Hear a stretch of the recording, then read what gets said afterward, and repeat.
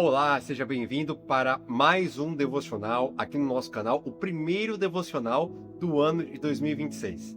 Muito obrigado para você que ficou com a gente ao longo de todo o ano de 2025 e crie expectativas no Senhor, porque Ele tem mais dele para nós no ano de 2026. Continuaremos, algumas coisas a gente muda, outras coisas a gente permanece. Uma das coisas que a gente vai permanecer aqui no canal é que todas as semanas nós nos encontraremos, nos assentaremos ao redor da fogueira da presença de Deus para aprender da palavra dele. Que seja um ano de muita busca pela presença, que seja um ano de muita profundidade, que seja um ano de muito amadurecimento. A gente sabe que o Senhor Deus, ele não se move pelo nosso calendário.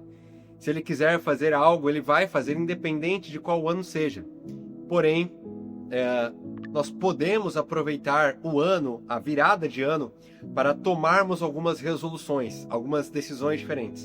E que seja um ano de muita profundidade, que seja um ano realmente de muito amadurecimento. Que possamos buscar em Deus as nossas forças, que possamos buscar no Senhor o nosso prazer. Que todas as nossas afeições, os nossos afetos possam ser recalibrados, possam ser direcionados para encontrarmos prazer no Senhor. Parece que prazer e fé parece que não ocupam a mesma sentença.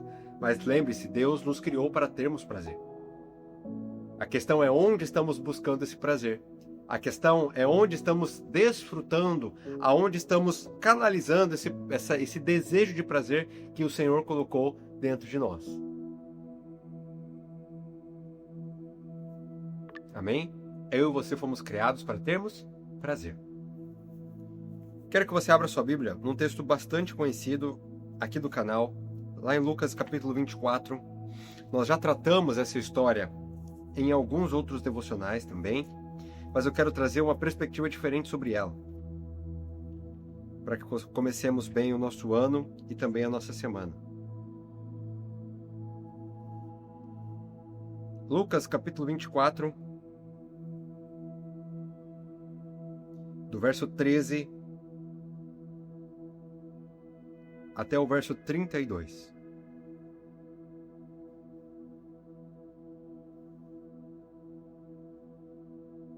Ou melhor, até o 35.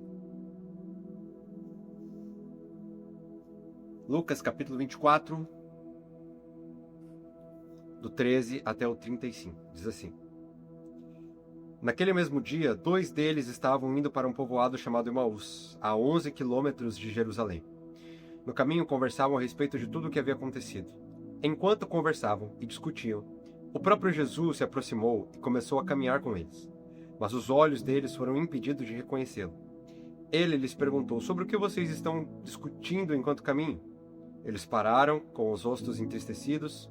Um deles, chamado Cleopas, perguntou-lhe: você é o único visitante em Jerusalém que não sabe das coisas que ali aconteceram nesses dias? Que coisas? Perguntou ele. O que aconteceu com Jesus de Nazaré? Responderam eles.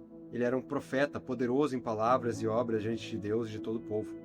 Os chefes dos sacerdotes e as autoridades o entregaram para ser condenado à morte e o crucificaram. E nós esperávamos que era ele que ia trazer a redenção a Israel. E hoje é o 3º dia desde que tudo isso aconteceu. Algumas das mulheres entre nós nos deram um susto hoje. Foram de manhã bem cedo ao sepulcro e não acharam o corpo dele.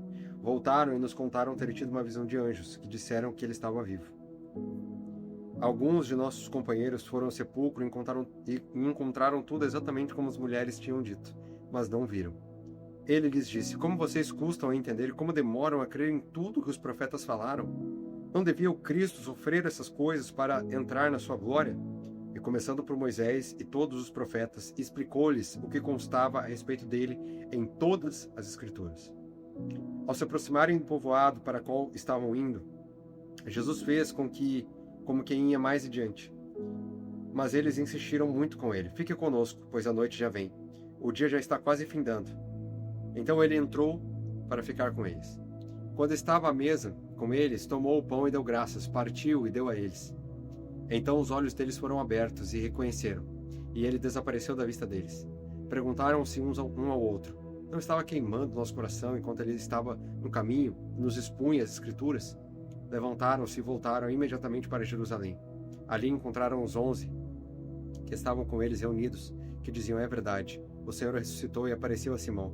Então os dois contaram o que tinha acontecido no caminho e como Jesus fora reconhecido por eles quando partia o pão. Uma história muito conhecida, nós já tratamos ela aqui no canal algumas vezes, mas eu quero trazer sobre ela algumas perspectivas diferentes. Sabe, para que nós nos situemos diante do contexto, Jesus havia morrido e ressuscitado. Jesus havia ressuscitado e ascendido aos céus para aprovar diante do Pai o seu sacrifício perfeito, para ser aprovado diante do Pai. E o cenário que nós encontramos aqui é um cenário de profunda desesperança. E estes dois discípulos, que a Bíblia só nos dá o nome de um deles até o momento, que é Cleopas, que não faziam parte ali dos famosos 12 ou 11 naquele momento, porque Judas já havia tirado sua própria vida. A gente não ouve falar, essa é a primeira menção desses dois discípulos que estavam caminhando até o povoado de Emaús, dava uma distância de cerca de 11 quilômetros, como a própria Bíblia diz. E eles não só estavam tristes, como estavam conversando e até discutindo. Talvez discordando de alguma coisa ou outra. Talvez eles se encontravam como muitos de nós, cegos pelas circunstâncias. Talvez eles estavam tristes, desolados, sem chão, e estavam perguntando por que aquilo havia acontecido com eles. Eles depositavam toda a sua expectativa de um libertador naquele que estava pendurado no madeiro. E agora, tudo o que eles haviam criado de expectativa havia caído por terra. Será que você se encontra dessa maneira também? Com expectativas frustradas? Com sonhos derribados? Com projetos travados pelas coisas que estão dando errado? Talvez você se encontre sem perspectiva. Talvez as suas noites sejam noites de profundo... Ao invés de serem noites de profundo sono, têm sido noites de virar um lado para o outro da cama e não encontrar repouso.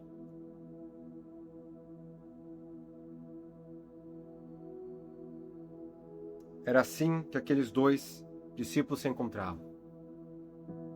Mas a primeira boa notícia do texto é que diante da tristeza deles, Jesus apareceu.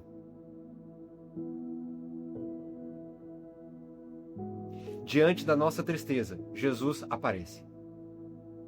Diante da desolação, de um cenário que parece improvável, de um cenário que parece não ter volta, de um cenário que parece irreversível, Jesus sempre aparece. Lia se encontrava desprezada pelo seu marido e pela sua situação familiar. Foi quando Deus apareceu. Agar se encontrava sem perspectivas, se afastou do seu filho para que seu filho não a visse morrendo. Deus apareceu. Jesus é um Deus que aparece no meio do nosso sofrimento. Ele não nos garante uma vida livre dos sofreres, mas Ele garante a sua presença no meio da tribulação. Existe um detalhe muito legal aqui do texto, que é o seguinte, ali no verso 16. Verso 15. Enquanto conversavam e discutiam, o próprio Jesus se aproximou e começou a caminhar com eles, mas os olhos deles foram impedidos de reconhecê-lo. Essa configuração do grego, ela deixa uma ideia dúbia. Ela pode ser tanto... os olhos deles podem estar cegados tanto pela sua condição emocional, como também podem ter sido cegados exteriormente, de maneira sobrenatural. Os olhos deles estarem impedidos de reconhecer a Jesus pode tanto ser por causa de uma condição interna, de desolação, de angústia, de desespero, quanto também uma ação externa do próprio Deus. E isso já pergunta, por que o próprio Deus fez com que os olhos deles fossem impedidos de reconhecer o Cristo que estava na frente deles, ressuscitado e glorificado? A resposta para essa pergunta provavelmente está no verso 20, a partir do verso 25, que diz assim: Ele lhes disse, como vocês custam a entender, como demoram a crer em tudo que os profetas falaram? Não devia Cristo sofrer essas coisas para entrar na sua glória? e começando por Moisés e todos os profetas, explicou-lhes o que constava a respeito dele nas Escrituras.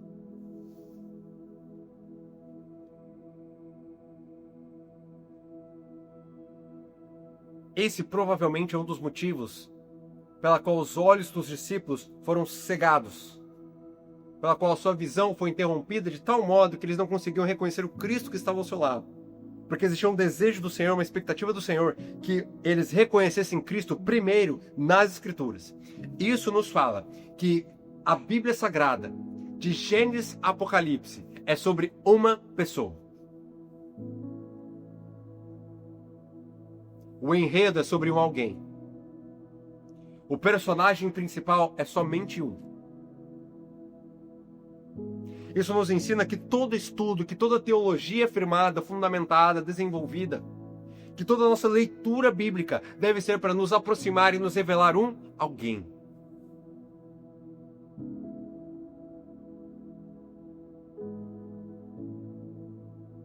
Profundidade bíblica não vai adiantar se servir de combustível para o nosso orgulho. E hoje o que se vê em muitos contextos evangélicos, denominacionais, é pessoas se utilizando do conhecimento bíblico para inflarem o seu próprio ego. Ao invés de, através desse conhecimento, se permitir se revelar uma pessoa.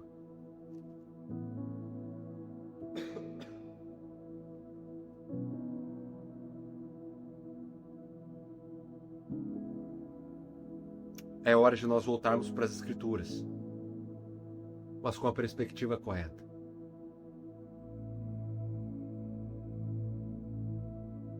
A Bíblia deixa claro o que Jesus faz. Começou a explicar-lhes o que constava dele mesmo nas Escrituras. E na época não havia ainda Novo Testamento. Às vezes a gente acha que Jesus está presente só no Novo Testamento. Mas ali, o que Jesus utiliza é o Antigo Testamento. O Novo Testamento ainda não havia sido escrito.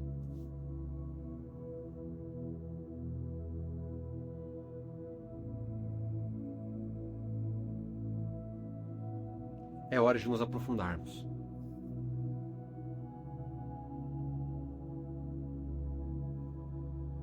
É hora de mergulharmos em águas profundas. Conhecedores das Escrituras e do Cristo que ela revela.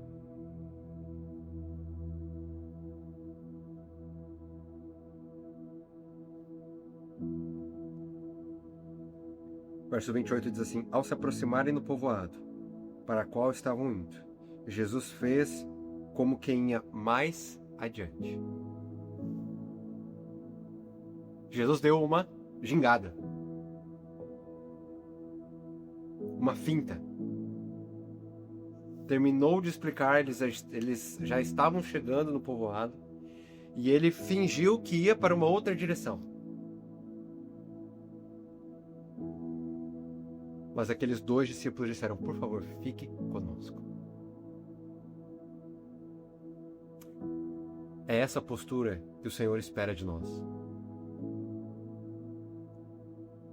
Por favor, Senhor, fique mais um pouco. Queremos continuar ouvindo a sua voz. Queremos continuar a ser ensinados por ti. Sobre todas as coisas, que este ano seja um ano de profunda e intensa profundidade na Bíblia. Não como quem absorve mais um conhecimento, mas como quem encontra nelas vida eterna e sabe que elas testificam do próprio Cristo.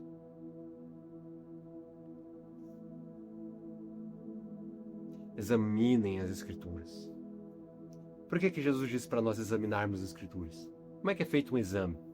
Recentemente, eu tive que fazer uma endoscopia por algumas dores abdominais que eu estava sentindo. E, cara, o preparo para o exame tem todo um ritual, você não pode comer durante 10 horas, você tem que chegar em jejum para o exame. Quando chega para fazer o exame, você toma ali um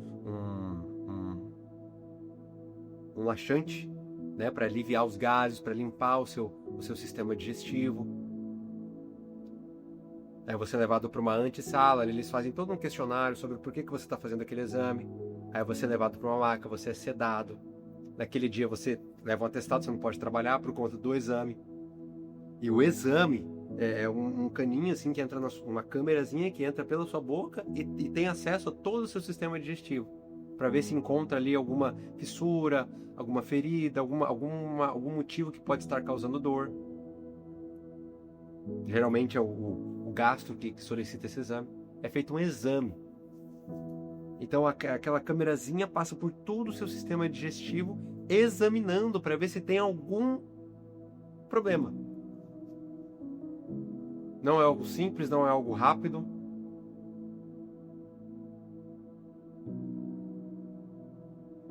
Se você vai ao médico com algum problema complexo, ele vai pedir uma bateria de exames para avaliar o que está sendo feito.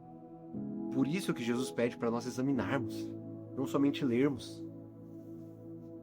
Para nós examinarmos, nos questionarmos o porquê, por que isso está escrito, qual que é o contexto para qual isso foi escrito, quem é o autor, por que ele escreveu. É hora de sermos profundos, chega de sermos rasos. Quando Jesus ele parte o pão, eles o reconhecem e eles olham e Jesus desaparece da vista deles e eles falam assim: uau, não queimava o nosso coração enquanto ele nos expunha as escrituras. Chegou a hora de voltarmos a ter o nosso coração pegando fogo diante da revelação da palavra. Que 2026 possa ser um ano de profundidade na palavra. E que através da palavra possamos conhecer mais a revelação de Jesus Cristo. Esse é o meu desejo para você. E esse é o principal objetivo no canal. Levar-nos, todos nós, nos conduzir aí a uma profundidade da palavra. Vamos orar? Querido Senhor, estamos diante da Tua presença para lhe agradecer a revelação da Tua palavra. Agradecer por tudo que o Senhor fez por nós, através de nós, ao longo do ano de 2025. Mas, Pai, nosso pedido especial para o ano de 2026 é que o Senhor nos leve às águas mais profundas da Tua palavra. Que Teu Espírito gere em nosso coração amor, paixão, desejo do conhecimento de Cristo através da Tua palavra. Não queremos mais ficar no leite, queremos o alimento sólido.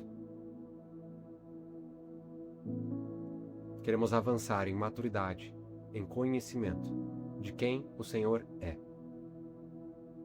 É isso que pedimos e desde já agradecemos, em nome de Jesus. Amém.